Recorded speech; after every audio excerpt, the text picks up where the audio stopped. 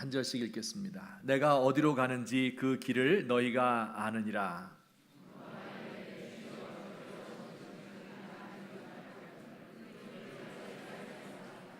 예수께서 이르시되 내가 곧 길이요 진리요 생명이니 나로 말미암지 않고는 아버지께로 올 자가 없느니라.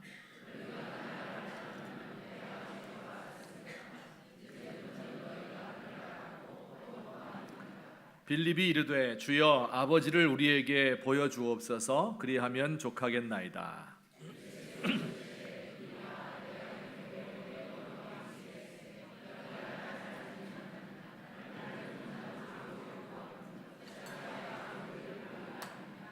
내가 아버지 안에 거하고 아버지는 내 안에 계신 것을 내가 믿지 아니하느냐? 내가 너희에게 이르는 말은 스스로 하는 것이 아니라 아버지께서 내 안에 계셔서 그의 일을 하시는 것이라. 내가 아버지 안에 거하고 아버지께서 내 안에 계심을 믿으라. 그렇지 못하겠거든 행하는 그 일로 말미암아 나를 믿으라. 아멘. 얼마 전에 요 방배역 앞에 맥도날드 앞에서 어떤 낯선 아주머니가 저에게 말을 걸어왔습니다. 선생님에게서 맑은 에너지가 많이 나옵니다. 그래서 제가 잠시 기분이 아주 좋았습니다. 얼마나 이 영이 맑으면 길 가는 사람이 나를 다 알아보나. 이제 지나치려고 하고 있는데 바빠서 가는데 조만 가다 보니까 다른 사람한테도 똑같은 얘기를 하더라고요. 그때 생각이 났어요. 몇 년 전에 교보문고에서 또 어떤 낯선 여자가 말을 걸어왔거든요. 따라서 합시다. 도를 아십니까? 그 생각이 났어요. 이 도를 아십니까? 이렇게 묻는 사람들은 이 대순진리회라는 데서 나온 분들인데 증산도라고 하는 이 신흥 종교의 그 일파입니다. 근데 이 도를 아십니까? 이건 참 중요한 질문이에요. 도라고 하는 게 뭡니까? 여러분 길도자를 쓰죠. 길이라는 뜻이에요. 우리가 걸어가고 또 운전해 가는 길을 의미하는 거죠. 근데 여기서 한 걸음 더 나아가서 비유적으로 인생을 길에다가 비유하곤 합니다. 사람이 걸어야 하는 참 길을 아십니까? 그런 질문일 것입니다. 여기서 한 걸음 더 나아가서 도라고 하는 것은 우주가 운행되는 원리를 가리킬 때가 많습니다. 그러니 도를 아십니까? 이 말은 우주의 원리를 알고 그 원리에 따라 사십니까? 하는 이런 매우 큰 질문이 되겠습니다. 이 질문이 이제 신흥 종교, 사이비 종교에서 사람들의 호기심을 자극해서 이제 끌어가려고 생각해낸 말이지만 사실은 모든 인간이 묻고 있는 궁극적인 질문입니다. 그래서 사람들은 무언가 깨달음이 있으면 내가 도를 깨달았다 이렇게 말하기도 하고요. 혹은 자신이 깨달은 그 우주와 인간의 원리에 도라는 이름을 붙이죠. 그래서 무슨 도 이렇게 이름 붙이기도 합니다. 그런데 오늘 성경 말씀에 보면 예수님의 제자 가운데 한 사람인 도마가 그 비슷한 질문을 했습니다. 이 본질적으로 같은 질문이에요. 14장 5절 말씀에 그 길을 어찌 알겠사옵나이까? 이런 질문을 예수님 앞에 드렸습니다. 역시 길을 묻는 질문이죠. 인생의 참 길, 우주의 도를 묻는 질문입니다. 하나님 아버지께서 세상을 창조하시고 우리가 그 아버지의 뜻대로 살아야 되겠는데 그 길이 어디입니까? 예수님이 가는 그 길은 도대체 어디입니까? 어떻게 살아야 하는지 몰라서 드리는 질문입니다. 그런데 이 질문은 단지 2000년 전에 도마가 질문했던 질문만은 아닙니다. 오늘 여기 모여있는 우리들 가운데도 이렇게 길을 몰라서 질문하는 분들이 계실 것입니다. 아마 젊은 사람 가운데는 자신의 앞에 놓여있는 여러 가지의 갈림길 가운데에서 어떤 길을 선택해야 할지 몰라서 질문할 수도 있습니다. 내가 문과를 가야 되나? 이과를 가야 되나? 안정적인 직업을 선택해야 되나? 아니면 내가 하고 싶은 일을 해야 되나? 도대체 내가 하고 싶은 일이 뭔가? 이것도 모를 때가 많지요. 내가 앞으로 삶을 설계하고 계획을 해야 되는데 어떤 목적을 가지고 어떤 목표를 놓고 살아야 되겠는가? 내 앞에 놓인 여러 가지 갈래길 가운데 어떤 길을 택해야 될까 하는 것을 모르는 분들입니다. 또 어떤 사람은 이렇게 질문을 해요. 내가 지금까지 한 길을 걸어왔는데 그 길이 잘못된 것 같아서 묻기도 합니다. 예를 들어서 우리 모든 부모님들은 자식에 대해서 이야기를 하죠. 하루에도 몇 번씩 혹은 수십 번씩 이렇게 해야 된다, 이렇게 하지 않아야 된다, 분명한 길을 자녀들에게 제시합니다. 근데 그러다가 어느 때 한순간 정신을 차리고 보면 과연 내가 하는 말이 맞을까? 내가 지금 이 아이에게 가르치고 있는 길이 참된 길일까? 내가 걸어왔던 길, 내가 경험했던 그 모든 것들이 다 옳은 것일까? 하는 이런 의문을 가지게 됩니다. 열심히 살아왔는데 어느 날 한 길을 따라왔는데 그 길이 갑자기 끊기고 데드엔드가 되고 벼랑 끝에 서 있는 자신을 발견할 때도 있습니다.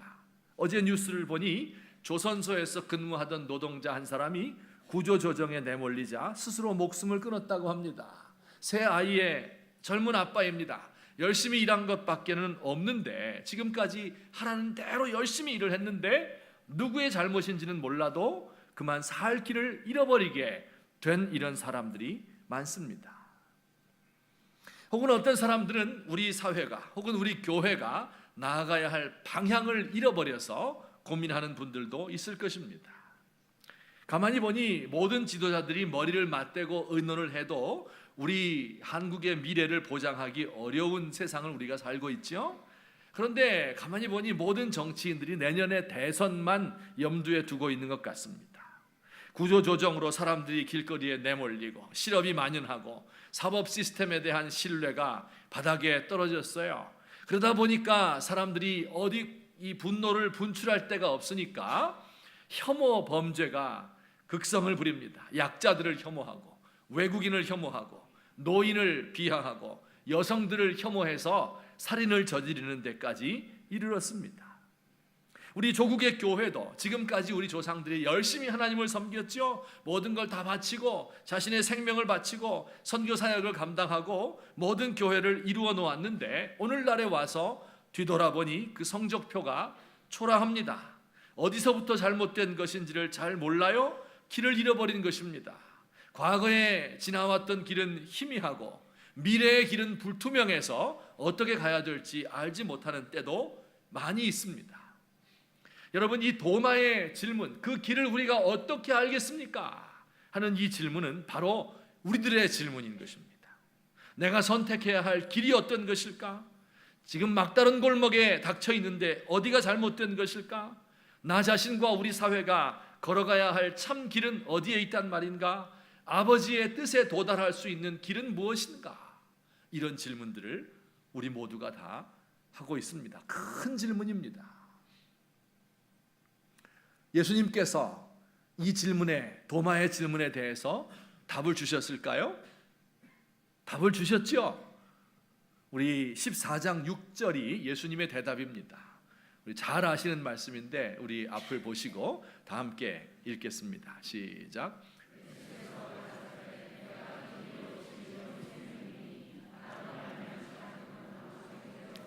예, 우리 예수님 말씀하셨어요. 내가 곧 길이요 진리요 생명이니 나로 말미암지 않고는 아버지께로 올 자가 없다고 이야기하셨어요. 답이 뭡니까? 길을 묻는 도마에게 내가 길이다 이렇게 이야기를 했어요. 이게 무슨 뜻일까?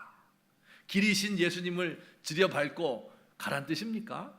예수님이 내가 길이다 이렇게 한 말이 무슨 뜻일까 하는 것을 제가 좀 알기 쉽게 자세하게 두 가지로 나누어서 설명을 드리겠습니다. 우선 첫째, 다 같이 시작. 네, 길이 어딘지 모르는 이 혼란스러운 세상에서 길이 끊겨버린 것 같은 이런 우리의 삶에서 예수님의 삶과 예수님의 가르침이 유일한 길이다, 진리의 길이다, 그런 뜻입니다. 여러분, 예수님께서 이 땅에 오신 이유가 무엇입니까? 성육신이라고 부르죠. 그 이유가 무엇입니까?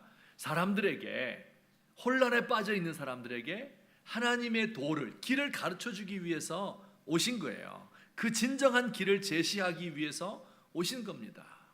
그래서 제자들과 함께 쭉 3년 동안 지내면서 그 삶과 가르침을 통해서 하나님의 길이 어디인지를 잘 보여주셨어요.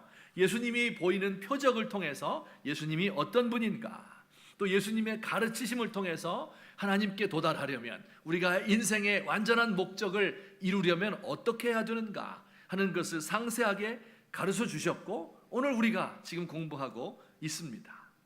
그래서 예수님을 만나고 그의 삶에 접하고 그의 가르침을 받아들이게 되면 모든 길이 환하게 열리고 우리의 인생 길이 보이게 되는 것입니다. 이게 예수님이 진리의 길이다 하는 말의 의미입니다. 그러니 여러분들, 우리가 길을 잃어버렸을 때 해야 될 것은 예수님이라면 어떻게 하셨을까? 성경을 읽고 그 말씀을 묵상하고 그리고 기도하는 것, 이것이 바로 우리가 해야 되는 일입니다. 예수님이 길이다 하는 게 그런 뜻이에요. 제가 이렇게 이야기하면 여러분은 속으로 내 그럴 줄 알았다, 이거 너무 힘든 길이다, 예수님 말씀하기를 좁은 길을 걸어라 이렇게 이야기했잖아요. 희생하는 길, 자기를 부인하는 길, 십자가에 달리는 길, 이렇게 어려운 길을 예수님이 제시해 주시고 그걸 따르라고 하는구나. 여러분, 그렇지 않습니다. 좁은 길인 것은 분명한데 이게 하나님께서 우리를 괴롭게 하시려고 이 넓은 길을 다 마다하고 이 고통받는 길로 가야 된다, 이렇게 말씀하고 계신 것이 아닙니다. 길을 잃어버린 사람들에게, 어느 길로 가야 될지 모르는 사람들에게, 모든 길이 다 차단되어 버린 것 같은 사람에게 길을 주시고 그 길을 따라가면 거기에 생명이 있다, 이렇게 말씀하는 거예요. 평안과 안식을 주고 내 모든 문제가 해결되는 진리를 따르는 길이다, 이렇게 주께서 말씀하고 계신 겁니다. 여러분, 예수님은 자신을 유일한 길이라고 이야기했습니다. 이 말은 우리 인간이 만들어낸 다른 길들은 잘못된 것이다, 이건 부정하는 것입니다. 인간이 만든 철학과 종교와 이데올로기와 삶의 방식들이 모두 잘못되었다, 그래서 예수님만을 바라봐야 된다, 그런 뜻입니다. 제가 오래전에 미국에 갔어요. 갔는데 가서 보니까 여러 가지 놀랄 일이 많았는데 제일 먼저 놀란 것은 슈퍼마켓에 갔을 때였어요. 그때 우리는 동네 시장에서 할머니들한테 나물 사고 이렇게 했었는데, 미국 가니까 이제 여러분 오늘날 코스코 이마트 이런 거 있잖아요. 그 크잖아요. 그게 동네 슈퍼마켓이에요. 아유, 그런데 얼마나 물건들이 많고 좋은 물건들 전부 미제고 엄청 좋았어요. 근데 그 중에서 제일 감격스러웠던 게 오렌지예요, 오렌지. 그 당시는 이제 물가가 좀 쌌기 때문에 1달러에 10개씩 줬습니다. 근데 이걸 냉장고에 넣어놨다가 딱 벗겨 먹으면요, 세상에 이렇게 맛있는 과일이 어딨나. 또 이 어린애 머리통만한 이 멜론, 이 하나의 또 일불이에요. 그 사다가 잘라서 먹으면요, 국물이 뚝뚝 떨어지는데 정말 맛있습니다. 정말 지상 천국이라더니 그렇구나. 모든 물자가 풍부하고, 또 살다 보니까 모든 시스템이요, 그렇게 합리적일 수가 없어요. 복지가 잘 돼 있고, 학교 제도나 병원이나 이런 게 정말 잘 돼 있고, 또 학교에 가니까 그 책들이 막 쌓여 있고, 이 학문의 전당이죠. 위압이 위축이 되는 거예요. 교수님들을 보니까 키가 크고 얼굴이 하얗고 눈이 파랗고, 무엇보다 중요한 것은 영어를 왜 그렇게 잘하는지 그래서 그분들이 또 그 책을 썼잖아요. 그래서 이 선생님들 참 위대하다, 참 훌륭하다, 나는 어떻게 하면 그 발꿈치라도 따라갈 수 있을까 하면서 몇 년 동안 고생을 했죠. 한 5년 정도 지나니까 조금씩 알게 되었어요. 그 사람들이 얼마나 개인주의적이고 얼마나 물질 만능의 사상을 가지고 있고, 빈부차별이 얼마나 심해서 수많은 사람들이 고통을 당하고 윤리적으로 많이 타락했구나 하는 것을 조금씩 알게 되었습니다.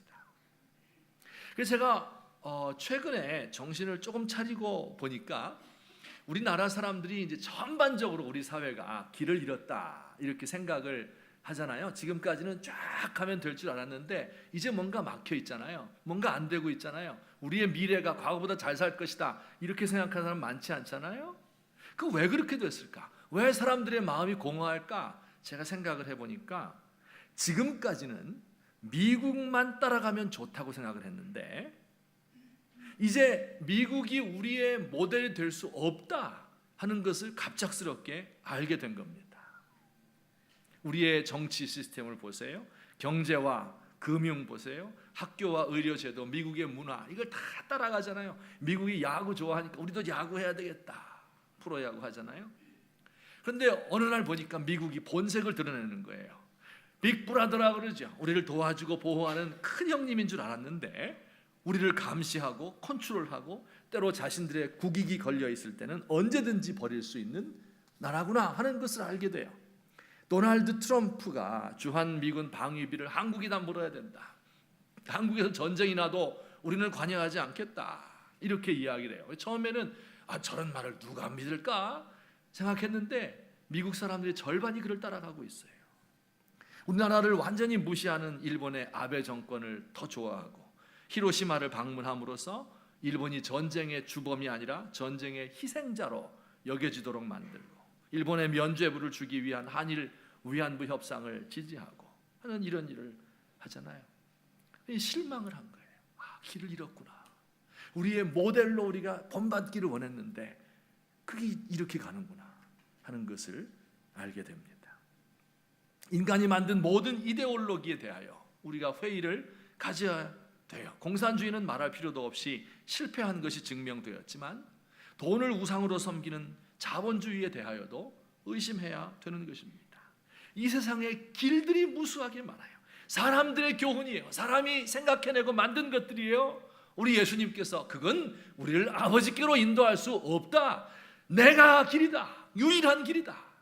이렇게 말씀하고 계십니다. 때론 사람들이 우리를 실망시킬 때도 있죠. 내가 멘토로 생각하고 저 사람처럼 되고 싶다. 저 신앙인처럼 본받고 싶다 하는데 알고 보니까 그도 역시 자신의 이익을 먼저 생각하는 현실주의자입니다. 나가 믿고 따랐던 인도자인데 알고 보니까 그도 방황하는 한 영혼이었던 것입니다. 여러분, 제 마음속에도 저도 어렸을 적부터 스탠다드로 범생이로 자라면서 이게 좋은 길이다. 세상이 말하는 것, 사회가 말하는 것, 이게 참된 길이다. 이렇게만 생각하고 쭉 지내왔습니다. 교회 생활하면서도 제가 지금까지 배워온 것들이 교회의 참된 모습인 줄만 알고 있었습니다. 그런데 어느 순간 돌이켜 보니까 그렇지 않다는 것을 알게 되었어요. 내가 지금 인간이 만들어 놓은 제도 속에 갇혀 있는 것이 아닌가. 그래서 방황을 하고 길을 잃고 어디로 가야 될지 몰라서 헤맬 때도 얼마나 많았는지 모릅니다. 그때 예수님을 재발견하게 된 거예요. 성경이 말씀하시는 예수님은 어떤 분인가? 성경이 가르쳐주는 그 길은 무엇인가? 이것을 다시 발견하게 되었습니다. 내가 과거에 배워왔던 것, 잘된 것도 있죠. 성경의 기초에서. 하지만 그렇지 않은 것들을 과감히 버리고 성경이 말씀하시는 예수님의 삶이 보여주고 예수님의 가르침이 우리를 인도하는 그 길을 내가 따라가야 되겠다. 만약에 그 예수님을 내가 만나지 못했으면 내가 어찌할 뻔했는가 하는 이런 마음을 가지게 되었습니다. 우리 사랑하는 성도님들도 이 세상에서 다른 길들 많습니다. 그 가운데 우리를 헤매게 만들고 우리를 결국은 막다른 길로 가게 만들고 벼랑 끝으로 내모는 이와 같은 길들이 아니라 예수님을 나의 길로 삼아서 그분의 삶만을 따르고 그의 가르침을 본받는 저와 여러분 되셨으면 좋겠습니다. 제가 한 부부 선교사님을 소개해드릴까 합니다. 옛날 분인데요. 저 사진이에요. 젊었을 적에 미남 미녀들이죠. 저분들이 연세가 많이 들어서 이렇게 바뀌었습니다. 미국 사람인데 그 이름은 윌리엄 베어드라고 해요. 남자는. 그리고 여자는 메리 앤 베어드 부부입니다. 한국 이름으로 바꿔서 한국 이름을 썼습니다. 남자는 배위량이라고 하고 여자는 안에리라는 이름을 지었습니다. 이 두 사람이 미국 사람인데 대학에서 서로 만났습니다. 1890년, 상당히 오래전 일이죠. 1890년 20대 초반의 나이에 이들은 결혼을 했습니다. 그리고 특이한 것은 결혼식을 한 그날 바로 한국으로 가는 배에 올랐어요. 그러니까 신혼여행을 한국으로 온 셈이에요. 온갖 고생을 다해서 2달 만에 부산에 도착했습니다. 부산에서 한 5년 동안 머물면서 선교하라는 이제 말도 배우고 선교하라는 그런 명령을 받았죠. 부산에 도착했으니까 이제 집을 지어야 될 텐데 그 당시는 외국인들과 이런 조약이 안 맺어져 있었기 때문에 외국인들에게 땅을 팔질 않아요. 그래서 토지를 구입하는데 정말 힘들었습니다. 또 건축을 해야 되는데 이 건축업자에게 속아서 돈을 다 날려버렸어요. 그리고 이제 인부들에게 협박을 당하고 와서 막 돈 내놓으라고 하고 이러는 그 지경에 이르렀습니다. 첫 아기를 낳았는데 딸을 낳았어요. 그런데 그 아이가 2돌을 넘기지 못하고 뇌수막염으로 죽었습니다. 그래서 한국에 묻었죠. 남편이었던 배위량 선교사님은 1년이면 한 200일 정도를 내륙으로 쫙 활동적이니까 전도하러 경상도 지방을 다 다녔습니다. 이 배위량 부인은요, 남편이 가고 나면 혼자 있어야 되잖아요. 그 밀려오는 외로움과 슬픔을 참을 수가 없어요. 이 죽은 딸 아이의 묘지에 갔다가 또 태평양을 바라보면서 눈물을 흘리면서 하염없이 정처 없이 다녔습니다. 처녀 때 부흥 집회에서 많이 불렀던 찬송가가 그의 입에 떠나지 않고 생각이 났습니다. 그래서 여기에 가사를 자신이 지어서 붙였습니다. 그 노래가 우리 찬송가 387장인데 이렇게 부르는 노래예요. 멀리 멀리 갔더니 처량하고 고나며 슬프고 또 외로워 정처 없이 다니니. 다 아시죠? 후렴 같이 합니다. 예수 예수 내 주여 곧 가까이 오셔서 쉬 떠나지 마시고 부형같이 되소서.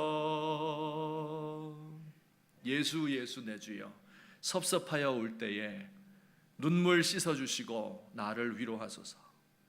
다니다가 쉴 때에 갑갑한 곳 만나도 혼자 있게 마시고 주여 보호하소서.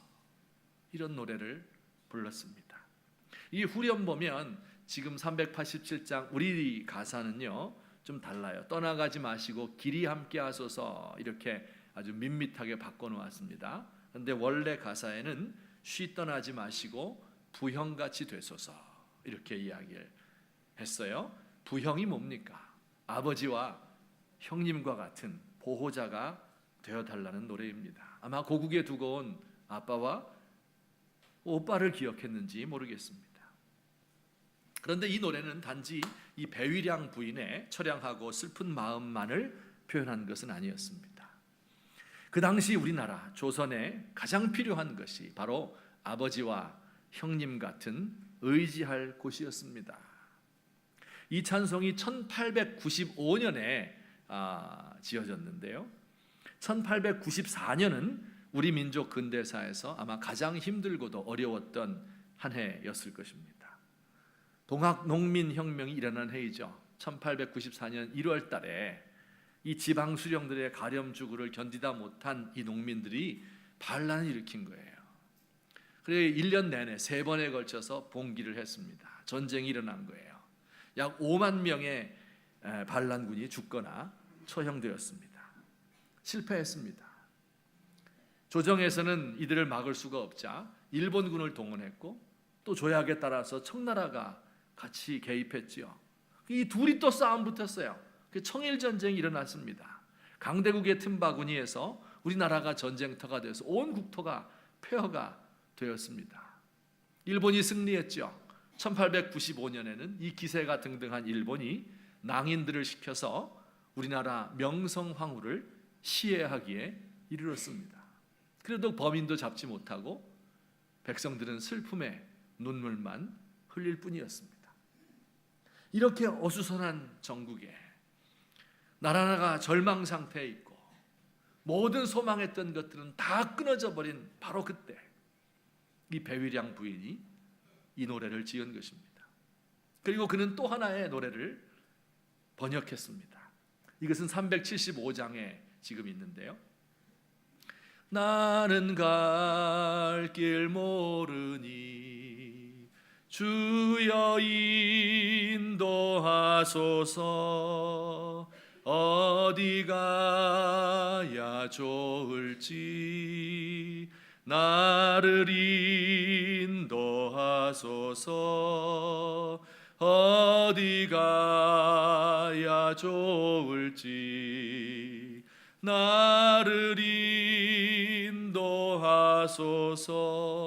3절 다 같이 할까요? 아기같이 어리니 나를 도와주소서. 힘도 없고 약하니 나를 도와주소서. 힘도 없고 약하니 나를 도와주소서.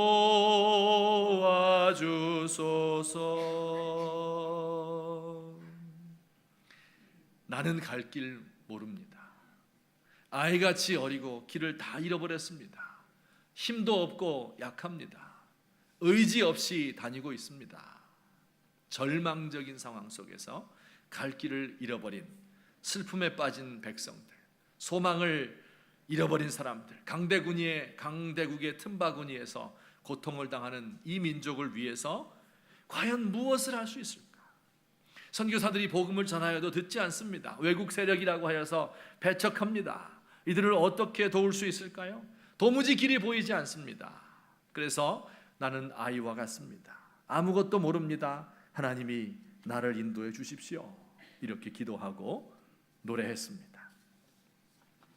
여러분, 하나님께서 이들 부부에게 길을 보여주셨을까요? 보여주셨습니다. 배위량 선교사님 부부는 교육에서 그 길을 찾았습니다. 새로운 나라를 건설하는 방법은 어린 학생들을 교육하는 길밖에 없다. 당시에 이미 초등학교, 소학교는 많이 있었지만 중등학교가 없었습니다. 소학교 졸업하면 그냥 길거리에 내몰리는 거예요. 한창 학구열에 불타는 청소년들을 가르치는 것이 중요하다, 이렇게 믿었습니다. 배위량 선교사는 1897년 평양으로 이제 이주해 갔는데 자기 집에 학생들 18명을 모아서 중등학교를 시작했습니다. 이것이 숭실학교의 시작입니다. 10년 후에 대학이 있어야 되겠다 생각을 했어요. 그래서 대학을 세웠는데 오늘날 숭실대학으로 발전을 했습니다. 평양의 똑똑한 학생들을 모아서 이들에게 신학문을 가르치는 것도 중요하지만 성경을 가르쳐서 하나님의 사람이 되게 만들어서 기독교인 지도자를 만들면 이들이 성경에서 가르치는 예수님 위에 우리나라를 건설할 것이 아니겠는가? 이것이 우리의 살 길이 아니겠는가? 이것이 이 민족에 나아갈 길이 아니겠는가? 이렇게 생각을 해서 교육을 시작한 것입니다. 과연 그 일이, 그 소망이 이루어졌을까요? 숭실을 통하여서 수많은 민족의 지도자, 독립운동가, 정치인, 음악가, 과학자, 문학자, 교육자, 신학자, 목사들이 배출되었습니다. 유명한 사람 몇 명만 들자면 조만식 선생, 황성수 박사, 작곡가인 현재명, 김동진 선생, 김현승 시인, 양주동 박사, 이효석 작가, 한경직 목사, 강신명 목사, 박형룡 교수, 이런 사람들 모두 숭실이 배출해내고 그리고 한국 사회에 기독교적인 토대를 만든 사람들입니다. 아내인 배위량 부인은 남편을 도와서 학교에서 가르치며 자연과학 교과서를 집필하였습니다. 여성운동에 앞장섰습니다. 너무 힘들어서 이제 고국에 잠시 가서 요양도 하고 자녀를 돌보기 위해서 50세 되었을 때 1914년에 미국에 갔습니다. 그런데 가서 2년 지났을 때 암이 재발했습니다. 죽음을 맞이하게 됩니다. 마지막에 그녀는 고향인 미국을 떠나서 제2의 고향인 한국으로 돌아가서 죽겠다. 이렇게 해서 52세의 나이로 한국에 와서 천국으로 갔습니다. 배위량 부인이 남긴 유산 중에서 가장 중요한 것이 이 찬송가예요. 나는 갈 길 모릅니다 하는 이 찬송가. 우리 민족이 일제의 압박 가운데서, 전쟁 가운데서, 그리고 많은 이 산업화에서 일어나는 많은 고통 가운데서 가장 즐겨 불렀던 찬송가 387장, 375장 찬송입니다. 여러분, 이것이 패배자들의 노래일까요? 이 노래를 부르면서 우리는 예수님이 우리의 길입니다. 이 혼란스러운 혼동스러운 세상 속에서 주의 길을 보여주십시오. 나는 아이와 같습니다. 노래했어요. 그리고 우리 주님께서는 그 길을 가르쳐 주시고, 그래서 우리 조상들은 진리의 길을 따라갈 수 있었습니다. 여러분, 언제부턴가 이 노래가 불리워지지 않았습니다. 우리 스스로 길을 만들 수 있다. 우리가 지금까지 걸어왔던 길이 위대한 길이다. 아마 이렇게 생각했던 모양입니다. 더 이상 이런 처량한 노래는 필요가 없다. 이렇게 생각했을지 모르지요. 지금은 다시 이 노래를 회복해야 될 때입니다. 멀리 멀리 가서 처량하고 피곤합니다. 예수님 오셔서 우리의 아버지와 형님이 되어주셔야 합니다. 우리는 갈 길을 잃어버렸습니다. 어린아이와 같습니다. 의지할 데가 없습니다. 주여, 우리를 불쌍히 여겨 주옵소서. 간구하시는 이 민족에게 새로운 길을 보여주십시오. 기도하시는 저와 여러분 되기를 예수님의 이름으로 축원합니다. 우리 결론적으로 한 가지 더 간단히 살펴보고 마치도록 하겠습니다. 두 번째 의미가 있어요. 또 예수님이 길이 되신다 하는 말. 시작.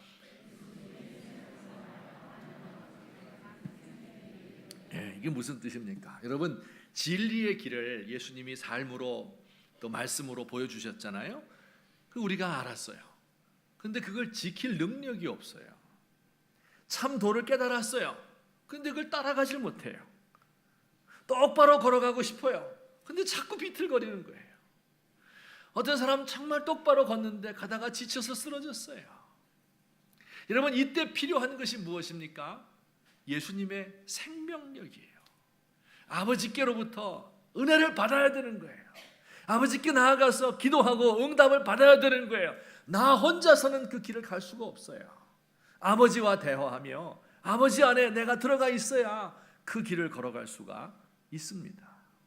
그런데 예수님이 바로 그 길이 되었다 하는 이야기입니다. 요한복음 14장 6절 말씀에 우리 다 같이 또 읽습니다. 시작. 예수께서 가라사대 내가 곧 길이요 진리요 생명이니 나로 말미암지 않고는 아버지께로 올 자가 없다. 이건 바꿔 말하면 뭐예요? 나를 통해서 아버지께로 간다, 그런 뜻이죠. 아버지께 갈 수 있는 유일한 길이 바로 예수님을 통하는 것이다, 그런 뜻입니다. 설명을 좀 드리겠습니다. 구약 성경, 예수님 오시기 전 시대에는 이스라엘 백성들이 하나님을 만나는 장소가 성전이었습니다.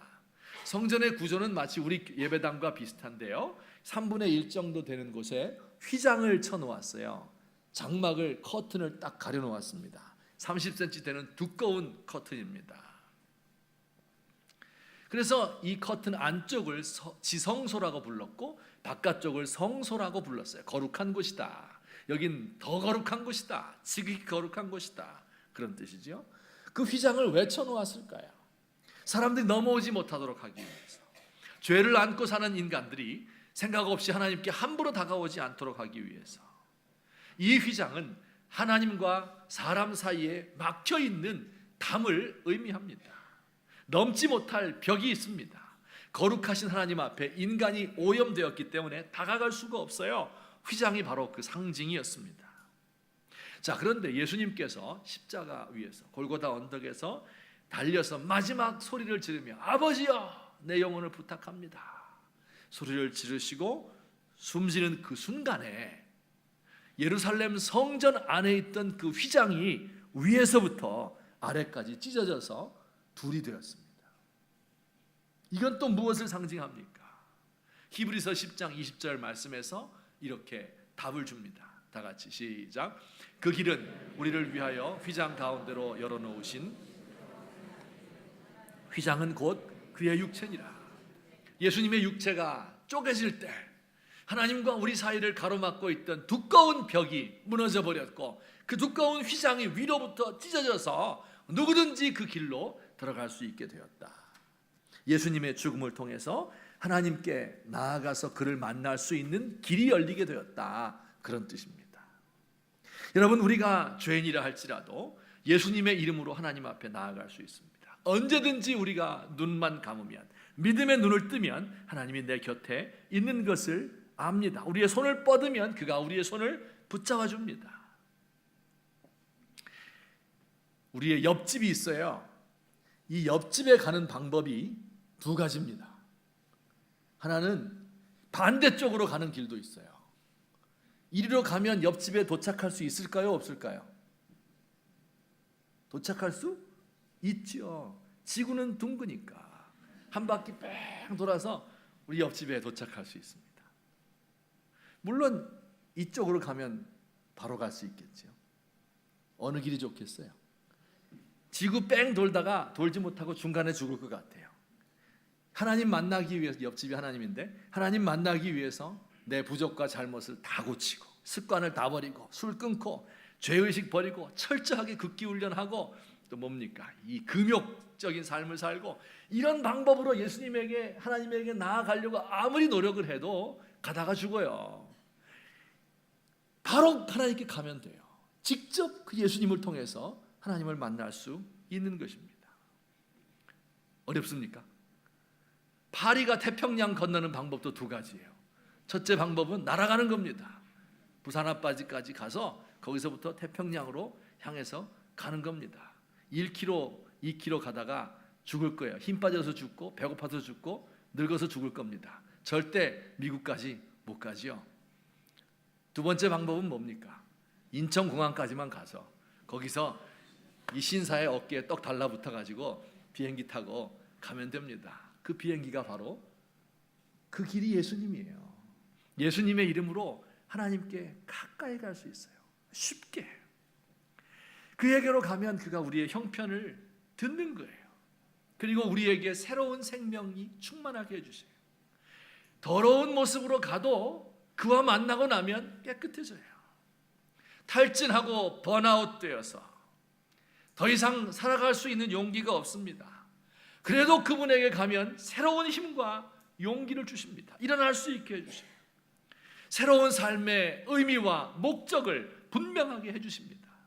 우리에게 기쁨과 평안이 가득하게 해주셔서 우리로 하여금 이 삶을 힘있게 살아갈 수 있도록 우리에게 생명을 주시는 그 하나님입니다. 예수님을 통해서 그분에게 갈 수 있는 것이지요. 오늘 사랑하는 귀한 성도님들, 예수님은 길이십니다. 진리의 길이셔요. 혼탁한 세상 속에서 똑바로 길을 걸어갈 수 있도록 도우시는, 보여주시는, 진리를 가르치시는 진리의 길입니다. 동시에 생명의 길입니다. 우리에게 새로운 생명을 주셔서 그 길을 따라갈 수 있도록 도우시는 이 예수님 앞에 나아가셔서 내 길을 버리고 예수님의 길을 택하시고 그 길을 하나님의 능력 받아 힘있게 살아가시는 저와 여러분 되기를 예수님의 이름으로 축원합니다. 같이 한번 기도드리겠습니다. 오늘 들은 말씀을 생각하며 하나님 앞에 아이처럼 그렇게 기도하세요. 하나님, 내가 살 수가 없습니다. 어떻게 살아야 되는지 모르겠습니다. 길을 잃어버렸습니다. 하나님, 용서해 주십시오. 도와주십시오. 내 마음을 움직여 주시고 변화시켜 주십시오. 그 하나님 앞에 우리의 모든 것을 내려놓고 길 되신 그분께 기도하는 이 시간 되었으면 좋겠습니다. 우리 함께 기도드리겠습니다. 사랑과 자비가 많으신 우리 하나님 아버지, 은혜를 감사합니다. 오 하나님 아버지, 연약하고 부끄럽고 무지한 것밖에 없습니다. 하나님 아버지, 어떻게 살아가야 될지 알지를 못하고 어느 것이 참된 길인지 깨닫지 못하여 넘어질 때가 많습니다. 똑바른 길을 찾지 못합니다. 하나님 아버지, 우리 주님께서 진리의 영이신 주님께서 우리에게 그 길을 보여주옵소서. 진리의 길 되신 주님께서 이 혼탁스러운 세상 속에서, 혼란스러운 세계 속에서 우리 하나님의 길이 어떤 것인지 예수님의 삶을 통하여, 그의 가르침을 통하여 배울 수 있도록 하나님 인도해 주옵소서. 하나님 아버지여, 또한 예수님께서 우리 하나님께로 가는 새롭고 산 길을 열어놓으신 줄 믿습니다. 하나님 아버지, 날마다 그 앞에 엎드려서 나의 연약함을 고하고 길을 가르쳐달라 할 때 주께서 우리에게 가르쳐 주옵시고, 힘이 없어서 그 길을 가지 못할 때에 힘을 공급하여 주옵시고, 아버지여 지쳐서 쓰러질 때에 우리를 일으켜 주옵시고, 새로운 소망이 가득하도록 하여 주옵소서. 하나님께서 우리 조국과 민족 가운데에도, 우리 조국의 교회에도 새로운 내를 부어주셔서 새로운 삶의 모습을 우리가 살아가며 제시할 수 있도록 하나님 도와주시옵소서. 하나님, 인간의 모든 고안과 인간의 방법으로, 인간의 이데올로기로 우리가 세상을 무너뜨릴 수밖에 없사오니 주여 우리와 함께 하시고 오늘도 우리를 도와주시옵소서. 예수님의 이름으로 간구합니다. 사랑의 하나님 아버지, 고맙습니다. 우리 주님께서 유일한 참된 길인 것을 우리가 배웠습니다. 우리 예수님께서 우리에게 보여주시는 삶과 가르침을 통하여서 진리의 길을 발견할 수 있도록 도와주시옵소서. 하나님, 우리가 그 길을 알지만 행하지 못하는 연약함을 우리 하나님을 만남으로 힘을 얻어서 그 삶을 살아갈 수 있도록 도와주시옵소서. 하나님, 우리 성도들 가운데 인생의 갈림길에 서서, 혹은 인생의 막다른 골목에 벼랑 끝에 서서 고통을 당하며 길을 잃어버린 성도들이 있습니다.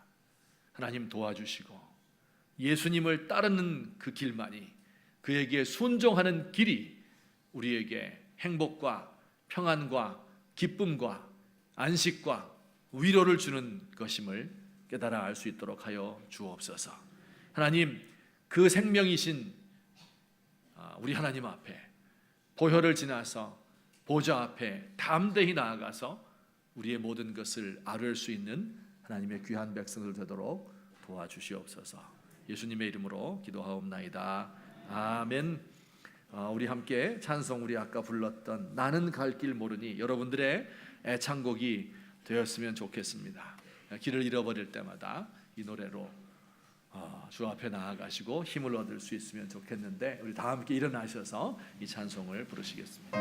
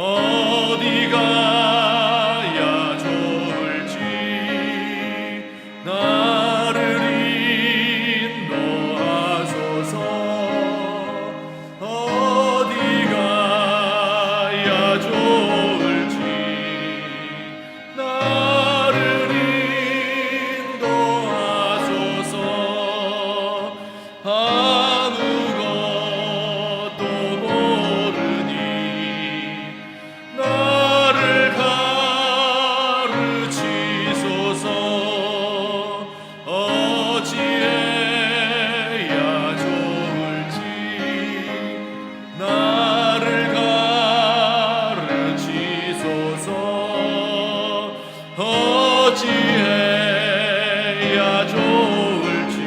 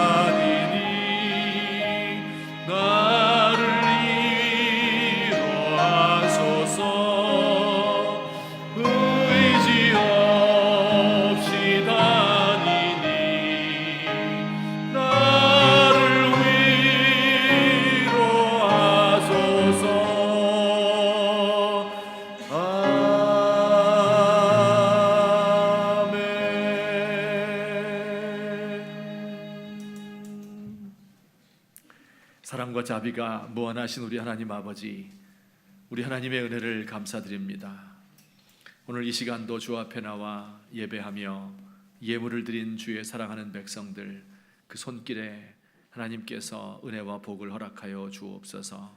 우리 주님의 마음이 그들을 기뻐하시며 우리의 손으로 하는 모든 노고가 열매 맺을 수 있는 복을 허락하시며 우리의 가정들이 주 안에서 평화롭게 하옵시고 우리의 자녀들이 주 안에서 무럭무럭 자랄 수 있는 복을 허락하여 주시옵소서. 하나님, 우리 가운데 참 인생의 여러 가지 문제와 실패와 고통으로 인하여서 하나님 앞에 좌절하고 낙심한 영혼들이 있습니까? 우리 하나님, 우리 갈 길 잃어버린 어린아기와 같음을 주 앞에 고백하오니 주여, 이 시간 우리에게 우리의 살 길을 보여주시옵소서.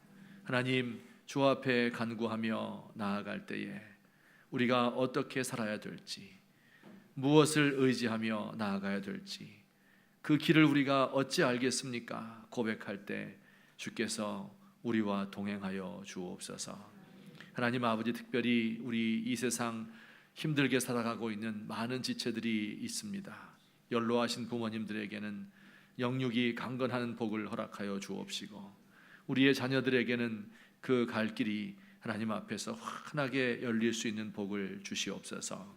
하나님, 또 우리 많은 무거운 짐을 짊어지고 가고 있는 우리 성도들, 가장과 주부들, 또한 이 사회와 교회 지도자들, 길을 잃은 지도자들 위해 하나님께서 함께 해주셔서 정말 주님께서 원하시는 삶이 무엇인지, 이 땅에서 우리가 하나님의 뜻을 어떻게 실현할 수 있을 것인지 알 수 있는 안목을 허락하여 주시옵소서.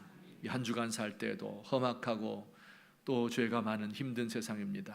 유혹에 넘어가지 않게 하시고 늘 하나님과 잇대어 살아가게 하옵시며 우리의 연약함을 아뢰고 주께 묻고 응답받을 수 있는 우리 한 주간의 기쁜 삶이 되도록 주여 도와주시옵소서.